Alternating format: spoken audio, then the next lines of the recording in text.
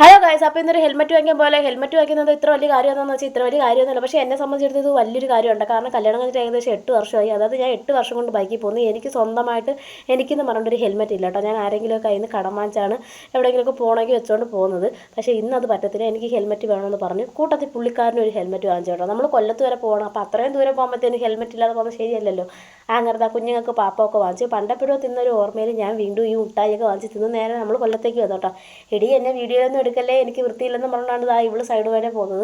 പിന്നെ ഇവിടെ സിനിമയുടെ ഷൂട്ടിംഗ് നടക്കുകയും അവൾ മേക്കപ്പൊക്കെ ഇട്ടിട്ട് വരാൻ വേണ്ടിയിട്ട് നമ്മളങ്ങനെ കുറേ നേരം കാര്യമൊക്കെ പറഞ്ഞിരുന്ന് സമയം പോയതേ അറിഞ്ഞില്ല. രാത്രി 10 മണിയൊക്കെ ആയി നമ്മൾ അവിടെ നിന്ന് ഇറങ്ങിയപ്പോഴത്തേന് ഏറ്റവും കൂടുതൽ ഇഷ്ടപ്പെട്ട കാര്യം ഈ ഒരു അമ്പലമുണ്ട്. അവരുടെ വീട്ടിൻ്റെ വാതിക്കൽ തന്നെ ഉള്ളതാണ് ഈ അമ്പലം.